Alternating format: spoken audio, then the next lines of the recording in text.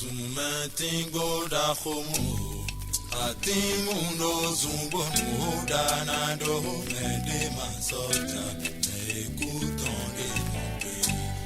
Zumatingo da homo, atimundo zumbono danado mede masota, ekutonde mope. Hey, toli ho oro mede, ai je tolo nuo sanro.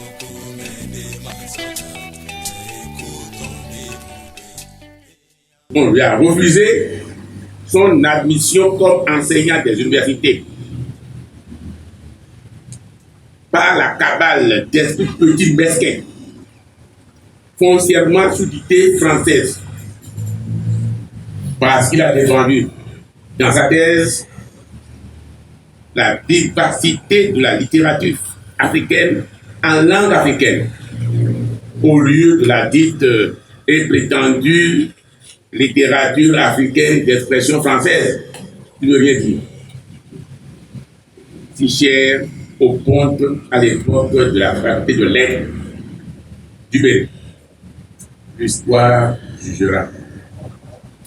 Il créera, pour raison de conviction et de survie, et c'est avec d'autres camarades, d'autres amis, l'Institut universitaire de Bénin UB, et que le pouvoir de la rupture se chargera de ruiner en 2017. Gadonou subira ainsi 2 crimes qui le marqueront à jamais toute sa vie et dont les effets ne sont pas étrangers aux maladies et à la disparition actuelle de Gadonou. Le refus de son admission à l'université, puis la destruction de sa création l'UB. Albert fut un écrivain remarquable, auteur de pas moins d'une dizaine d'ouvrages, dont notamment les uniques aux éditions Silex, Paris 1984, Fou d'Afrique, Paris Silex 1985, qui remporta d'ailleurs le premier prix du Festival national de théâtre scolaire et universitaire de Côte d'Ivoire en 1986. Louis Oukari pour la Grande France. Ensuite, il a écrit Docteur Alex et son oncle le chasseur, 2002. Le roman ouest-africain de langue française, Paris 2002. Lettres de prison, 2011. Albert est membre fondateur du Parti communiste du Dahomey, aujourd'hui Parti communiste du Bénin. Albert Gadonou contribua grandement à l'implantation du Parti communiste du Bénin, notamment dans sa région Bénin.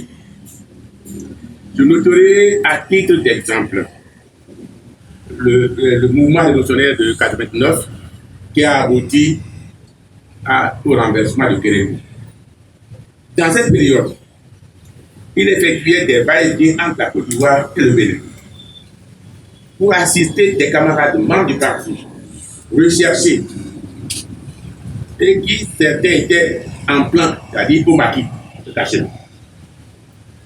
Certains étaient fut profondément marqués lors de cette visite au plan, c'est-à-dire Cachette, à Pascal Fantoni, qui était caché.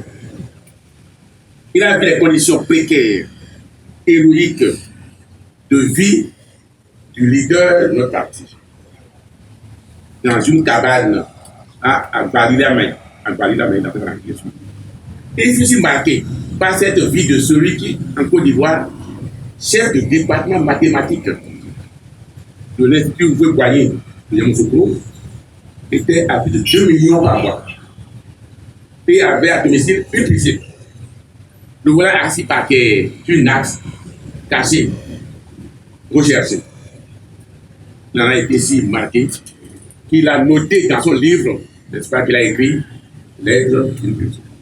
Gadonou de retour au pays, poursuivit ses activités politiques de membre du PCP, ce qui lui a valu d'ailleurs, sous le régime du président et ses forces Soglo, d'être appelé le premier prisonnier politique du renouveau démocratique. Sujet de son livre, encore une fois, Lettres de prison. il est demeuré actif. Et son mandat de membre du comité central du parti a été renouvelé dernièrement au 7e congrès du parti tenu en décembre 2023.